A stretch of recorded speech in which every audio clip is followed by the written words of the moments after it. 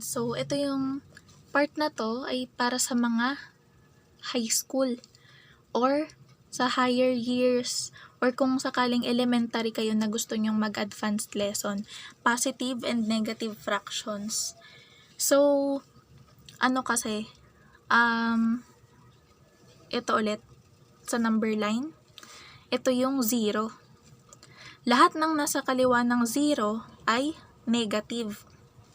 Lahat ng nasa kanan ng 0 ay positive. Ayan. So, halimbawa, ang negative 1/4, nandito yan sa kaliwa ng 0. Ang positive 1/4 ay nasa kanan ng 0. Ayan. So, mag-addition tayo sa positive and negative fractions. So, for example, negative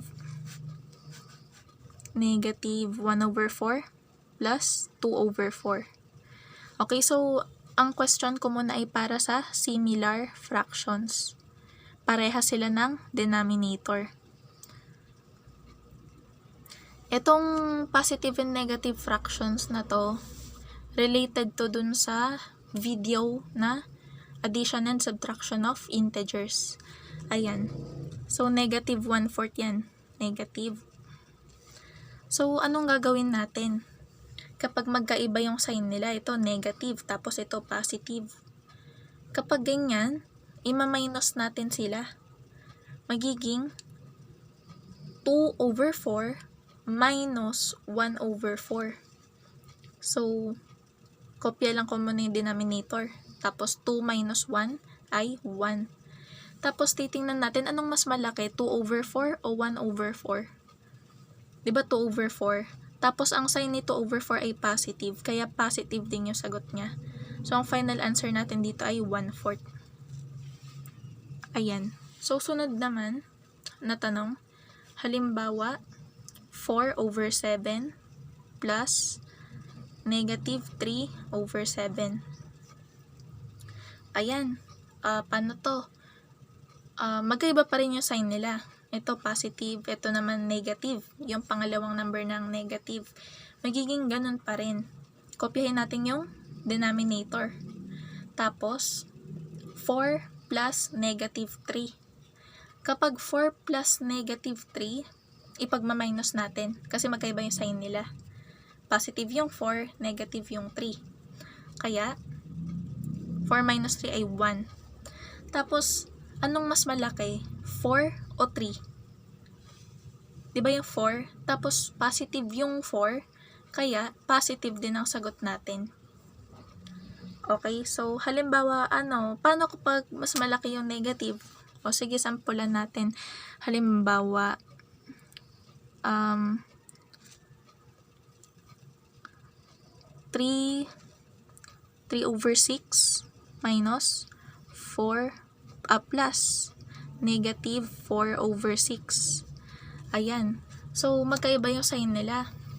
Pero, parehas yung denominator. So, copy yung denominator. Tapos, 4 minus 3 ay 1. Kasi magkaiba yung sign nila. Kaya pinag-minus natin. Tapos, anong mas malaki? 4 o 3? Diba yung 4? Tapos, napansin natin, negative si 4. So, dapat ang final answer din natin ay negative.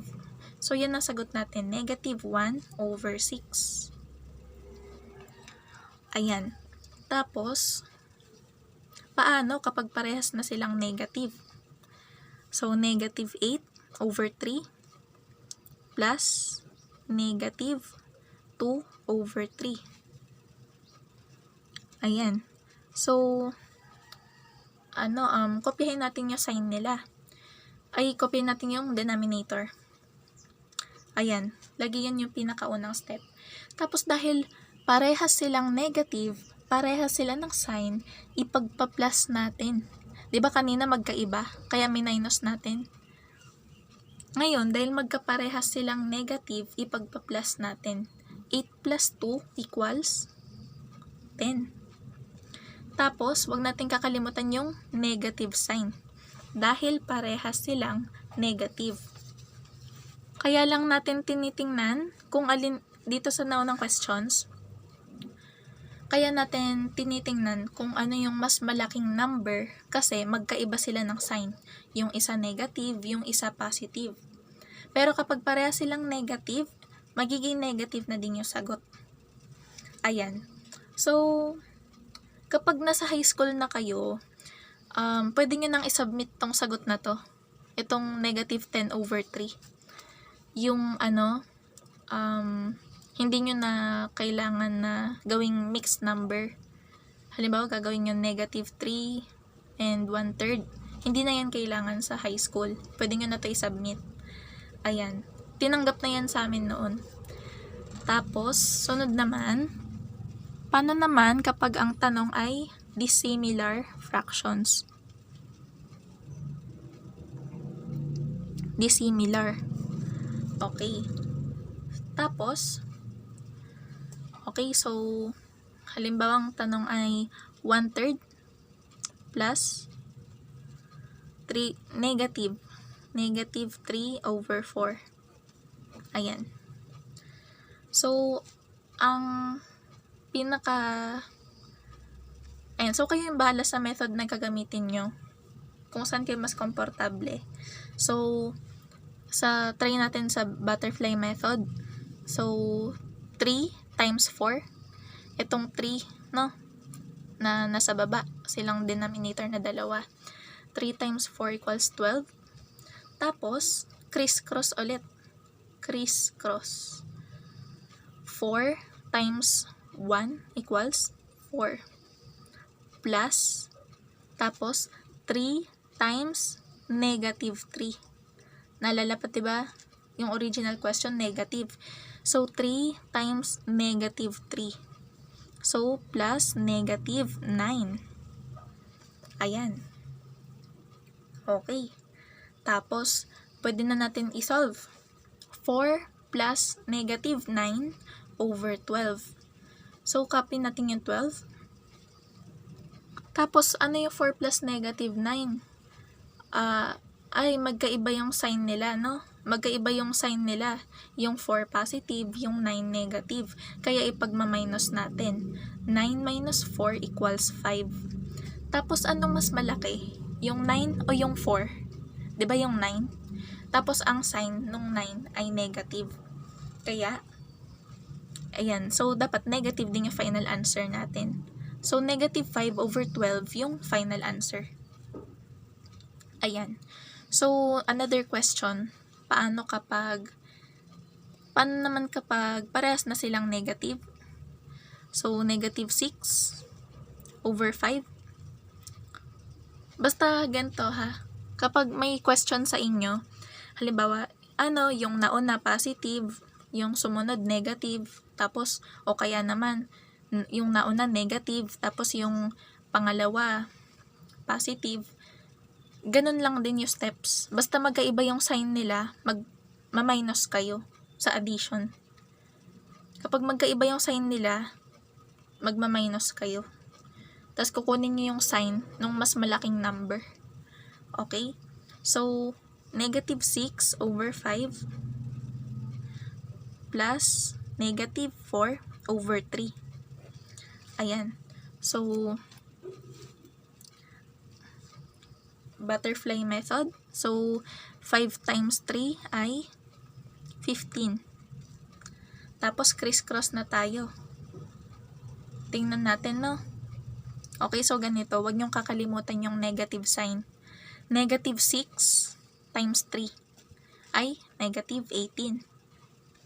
Tapos, 5 times negative 4 equals, okay, so plus sign. Tapos, 5 times negative 4 ay negative 20. Ayan. So, over 15. Tapos, negative 18 plus negative 20. Alala natin, ay, kapag parehas silang negative, kapag parehas sila ng sign, ipagpa-plus namin. Tapos, kokopyahin yung sign. Ayan, so 18 plus 20, 38. Tapos, negative. Copy yung negative sign. So, ang final answer natin ay negative 38 over 15. Ayan. So, hindi na natin siya sinimplify kasi tinatanggap na sa high school yung hindi na naka-mixed number. Pero, halimbawa, ang nakuha nyong sagot ay may GCF. Kailangan nyo pa rin isimplify yon. Yung may GCF, halimbawa, 35 over 15. Diba ang GCF ng 35 tsaka 15 ay 5. 35 tsaka 15, ayan, 5. Tapos, divide natin by 5. So, 7 over 3. So, yun yung sagot, diba? So, ayun. Kailangan nyo pa rin yun gawin. Yung kapag ilo-lowest term, ang hindi lang kailangan yung mixed number. Okay? So, next tayo, paano kapag nasa mixed numbers naman? Kapag mixed numbers, katulad lang din nung kanina. Halimbawa, negative 8 and 1/3 plus 1 and 1/2. Anong ginawa natin kanina? Ginawa natin siyang improper fraction. So, 3 times negative 8 ay sala. Kalimutan nyo muna yung sign kapag nagmo-multiply. So, 3 times 8 ay 24. Plus 1, 25. 25 over 3. Tapos, tsaka nyo palang ilalagay yung negative. Ayan. Plus, 2 times 1 ay 2. 2 times 1 ay 2. Plus 1 ng numerator, 3 over 2. Tapos, dahil magkaiba yung denominator nila, gagawin na natin yung butterfly method. So, 3 times 2 ay 6. Tapos, 3 times 2 ay 6. Tapos, 25 negative. Negative 25 times 2 equals negative 50.